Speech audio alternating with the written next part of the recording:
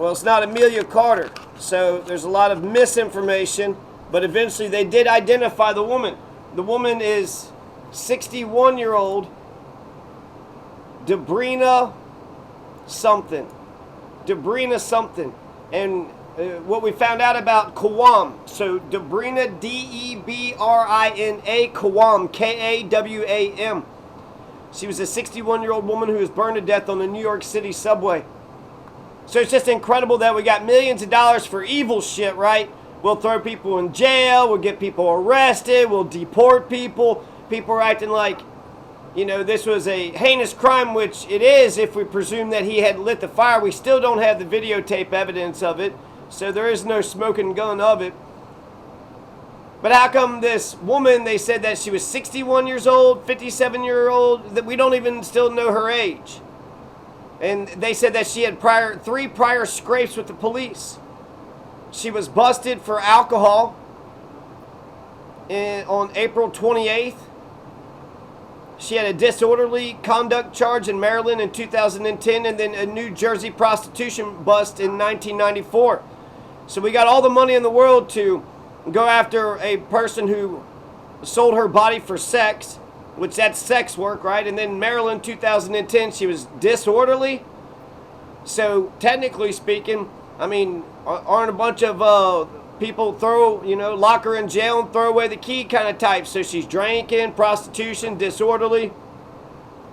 That guy says kill the homeless. There's a politician, I want to say in California, that was sitting there talking about kill the homeless as well. So they said that she had a Toms River, New Jersey address, and they were able to identify her through fingerprints, and that she had resided in New Jersey, but she had a brief stint in the homeless shelter system of New York City. How come she didn't stay in the shelter system? Do you have enough space in the shelter system? You have Arnold Schwarzenegger that built a bunch of tiny houses, and then somebody said, well, that's not going to solve anything. That's exactly what's going to solve it. That's exactly what's going to solve it. We have 770,000 homeless people. 770,000 homeless people, which means it's a problem, but it's small enough of a problem that where there's a will, there's a way. If the American government would get involved because they gave a damn about the American people, it would get solved. It would get solved. But nobody gives a shit in this country. Nobody gives a damn about one another. Nobody gives a shit. There's one last quote that I remember reading. I mean, it's incredible. We don't have one shiny red penny when it comes to, good things. Well, you got homeless people. Why don't you give them a home? Well, that guy had mental health crisis, and why don't we get him a counselor? Why don't we get him some health care? The richest country in the damn world can't even provide basic needs. I bet you they're going to try to cut food stamps too. I mean, food, water, shelter, those are basic human needs. We don't give a shit about ourselves. We don't give a shit about ourselves. This is a dog-eat-dog capitalist society. And we've lost our way. And it's not just about losing God. It's about not having the philosophy of Jesus Christ. Jesus Christ was homeless. Jesus Christ was a migrant. Jesus Christ, if they didn't go to Egypt, he wouldn't have been able to live. He went into Jerusalem. He went into Nazareth, Bethlehem.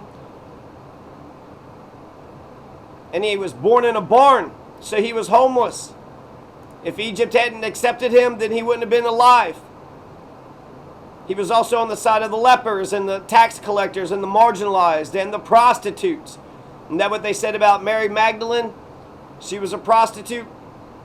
So the last quote I want to mention is, it's just incredible that we spend millions of dollars for war and for oppression and for prison officials to beat up and kill Robert Brooks, for cops to shoot and kill Randall Jackson.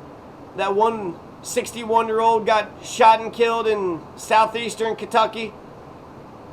The shit just keeps happening. And so I expect it to carry on. You got a fascist, racist, misogynist, fucking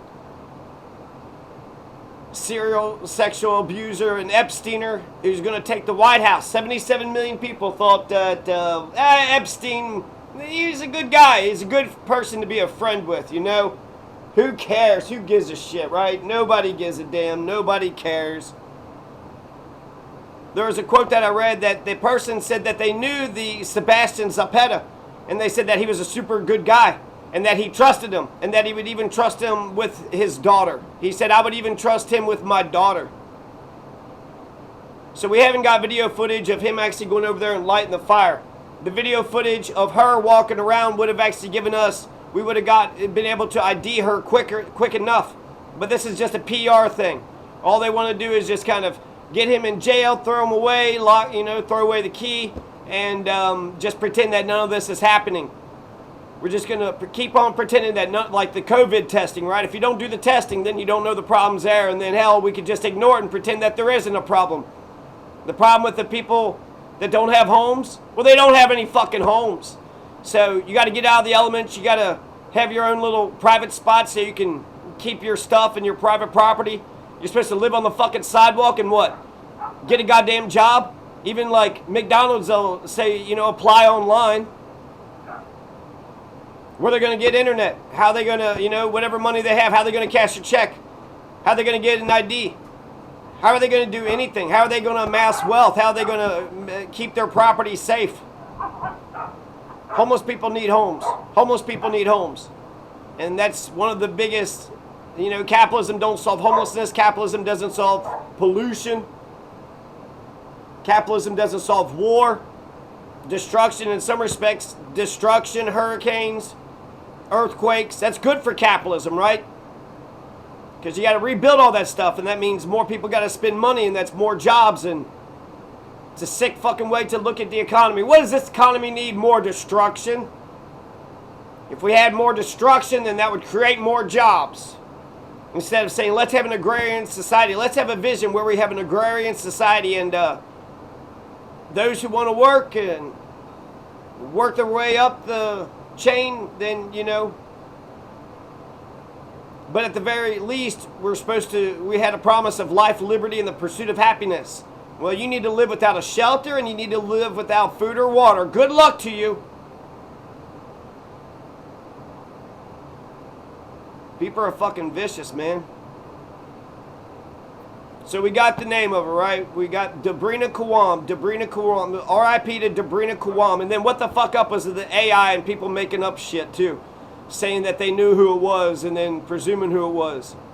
And then there was even an article that went on and on and on that said that she was there visiting her aunt and that he had been stalking her for a whole bunch and that Ruben Gallegos was somehow involved.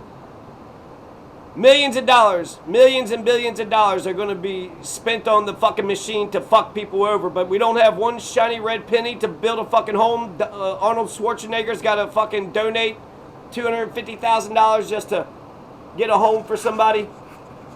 It's a problem, but it's a small enough problem that if anybody actually gave a shit in the U.S. government, it would be solved.